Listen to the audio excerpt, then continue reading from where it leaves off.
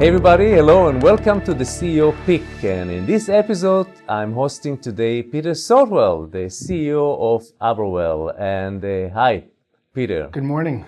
Welcome on board. Thank you. Great to be here. It's such a great time to speak with you today, and I'm sure that we'll get a lot of insights. Well, we're 16 years old now, and prior to this, I was working for a large horticultural corporation that did work all over the country. I spent 15 years there, and I was ousted by a new management structure, unbeknownst to me. And so I was looking around to work for another large corporation, and of course, nobody wants to hire me because I was at the C level and I was heavy overhead. So I didn't get very far, and I decided to just go out and do it myself, and that's where I am today. It was a very, very stressful time, but it was very rewarding and very exciting. Arborwell is an arboricultural service company. You know, we prune trees, we fertilize trees, we move trees. If it has bark, we do it. You know, that's what I like to say. We're specific only to trees. We don't do landscaping. Actually, some of the big landscapers throughout the Western region are our clients, because it's a different skill set. It's a different insurance set. It's a totally different business. And when we started, I needed to grow fast because I needed to support my family, right? And so I put together a game plan of who we wanted to be, what we wanted to be.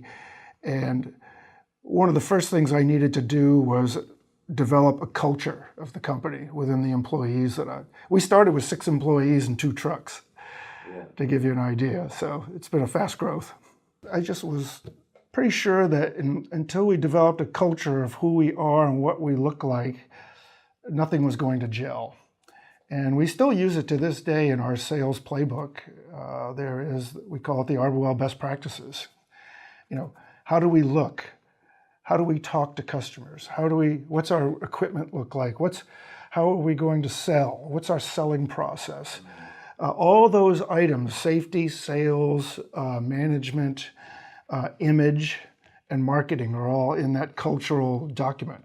I hired my president, he was hired in as an operations manager for me.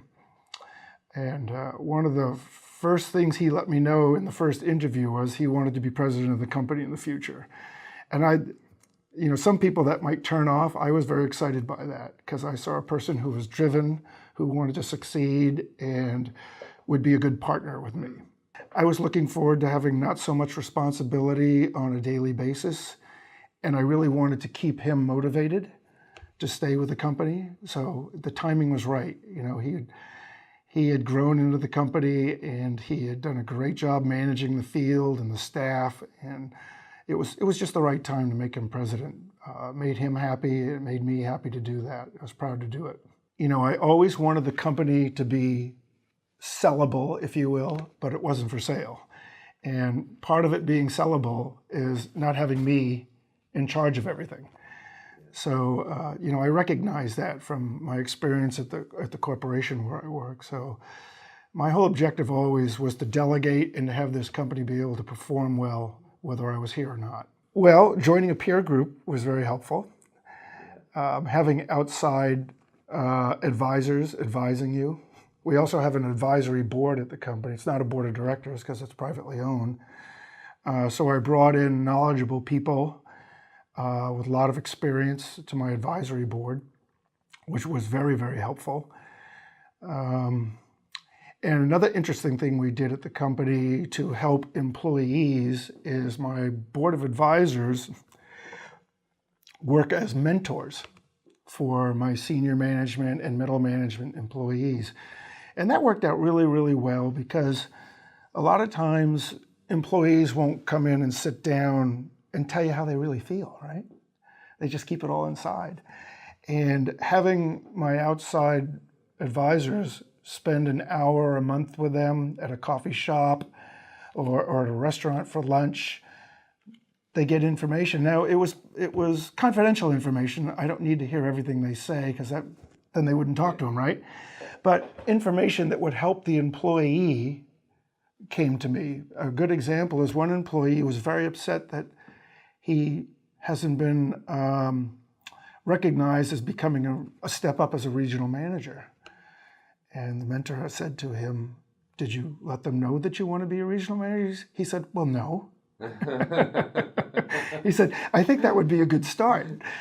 Why don't you go to Peter or Andy and tell them that you want to be a regional manager?" And today he is, and he's a very successful one, by the way. So those are the kind of things that you get through this mentor program that has been very successful. But in order to be an entrepreneur, you have to have a lot of passion. Those are the passion and drive and commitment. Those are the three things. And I had them all, I believe, when I was starting the company. Currently I'm reading about how to make my company more lean, learning how to have Kaizen events at the company, sort of the Toyota way, if you will. And it's a little bit of a challenge because most of the lean processes are based on manufacturing. And we're a service organization, and there's a lot of loose moving parts in a service organization, but I think we're getting focused in on a few areas where we could become a lot more efficient and lean and help our customer and our employees through that. So Peter, thank you so much for your time. I appreciate that you took from your and wanted to share those things with us. Well, thank you very much for coming in and You're quizzing me. Yeah, I'm very blessed to have you here with us. Thanks. You're Bye-bye. welcome. Bye.